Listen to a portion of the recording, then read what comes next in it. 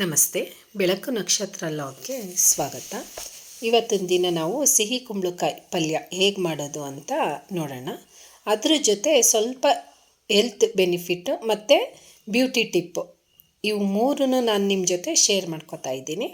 ನಾನೀಗ ಕುಂಬಳಕಾಯಿನ ಹಚ್ಚಿ ಇಟ್ಕೊಂಡಿದ್ದೀನಿ. ಮೀಡಿಯಮ್ ಸೈಜಲ್ಲಿ ಹಚ್ಚಿಟ್ಕೋಬೇಕಾಗುತ್ತೆ.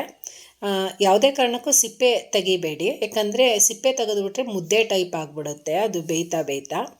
ನಂತರ ನಾನು ಕುಂಬಳಕಾಯಿ ಬೀಜನ ಎಸ್ತಿಲ್ಲ, ಇದನ್ನು ಒಂದು 2 ದಿನ ಒಣಗೋದಕ್ಕೆ ಬಿಡ್ತೀನಿ. ಆ ನಂತರ ಸಿಪ್ಪೆ ತೆಗೆದುಬಿಟ್ಟು ನಾನು ಇದನ್ನು ಯೂಸ್ ಮಾಡ್ಕೋತಾ ಇದ್ದೀನಿ.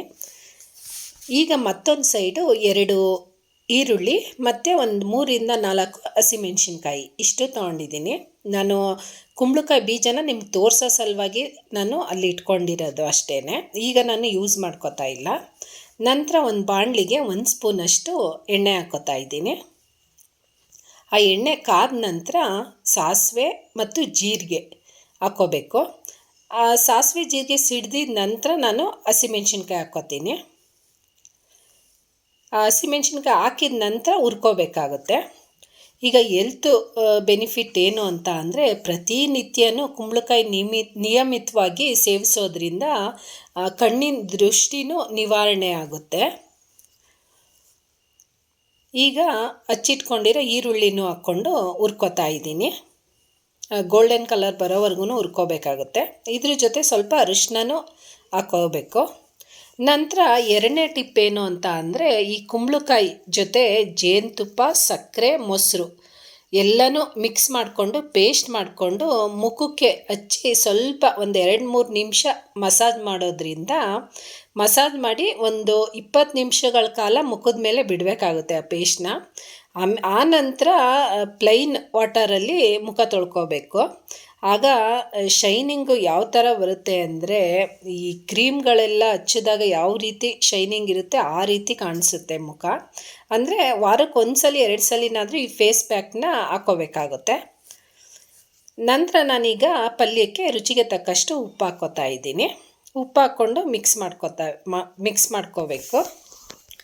ನಂತರ 3ನೇ ಟಿಪ್ ಏನು ಅಂತ ಅಂದರೆ, ಪ್ರತಿದಿನ ಕುಂಬಳಕಾಯಿ ಬೀಜನ ಜೇನುತುಪ್ಪದ ಜೊತೆ ಸೇವಿಸೋದ್ರಿಂದ ಮೂತ್ರ ಸಂಬಂಧಿ ಕಾಯಿಲೆಗೂ ತುಂಬಾ ಒಳ್ಳೆಯದು.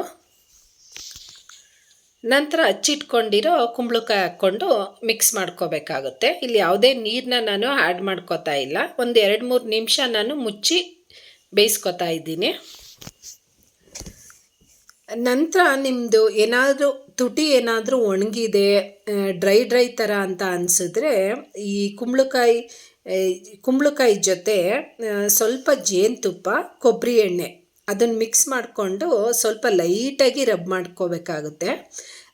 ಲೈಟಾಗಿ ರಬ್ ಮಾಡೋದ್ರಿಂದ ತುಟಿ ಸಾಫ್ಟಾಗೂ ಆಗುತ್ತೆ. ನಂತರ ಸ್ವಲ್ಪ ಕಲರ್, ಗುಲಾಬಿ ಕಲರ್ ಅಂತಾರಲ್ಲ ಆ ಕಲರು ಬರುತ್ತೆ.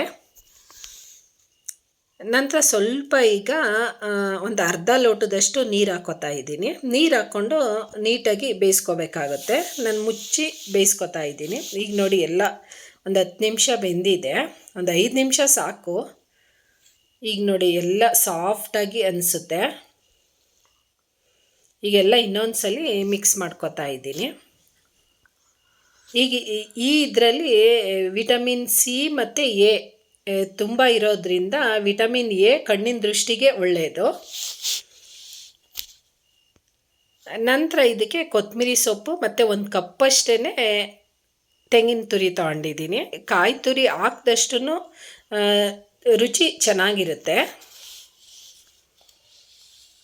ಎಲ್ಲ ನೀಟಾಗಿ ಮಿಕ್ಸ್ ಮಾಡ್ಕೋಬೇಕು. ಈ ಕುಂಬಳಕಾಯಿ ಪಲ್ಯ ರೊಟ್ಟಿಗೆ, ಅಕ್ಕಿ ರೊಟ್ಟಿಗಂತೂ ತುಂಬಾ ಚೆನ್ನಾಗಿರುತ್ತೆ. ನಾನೀಗ ಚಪಾತಿ ಮಾಡ್ಕೋತಾ ಇದ್ದೀನಿ. ಮತ್ತು ಖಾಲಿ ಹೊಟ್ಟೆನಲ್ಲಿ ಈ ಕುಂಬಳಕಾಯಿ ಬೀಜ ಪೌಡರ್ ಮಾಡಿಟ್ಕೊಂಡು ಸೇವಿಸೋದ್ರಿಂದ ಜಂತುಳದ ಸಮಸ್ಯೆನೂ ನಿವಾರಣೆ ಆಗುತ್ತೆ. ಇವತ್ತಿನ ಬ್ಯೂಟಿ ಟಿಪ್ ಮತ್ತು ಆರೋಗ್ಯದ ಬಗ್ಗೆ ಮಾತಾಡಿದ್ದು ಮತ್ತು ಈ ಪಲ್ಯ ಹೇಗಿತ್ತು ಅಂತ ಕಮೆಂಟ್ ಮಾಡಿ. ಮತ್ತು ಈ ಲಾಗ್ ನೋಡಿದ ತಕ್ಷಣ ಶೇರ್ ಮಾಡಿ, ಲೈಕ್ ಮಾಡಿ ಮತ್ತು ಸಬ್ಸ್ಕ್ರೈಬ್ ಮಾಡೋದನ್ನು ಮಾತ್ರ ಮರಿಬೇಡಿ. Thank you.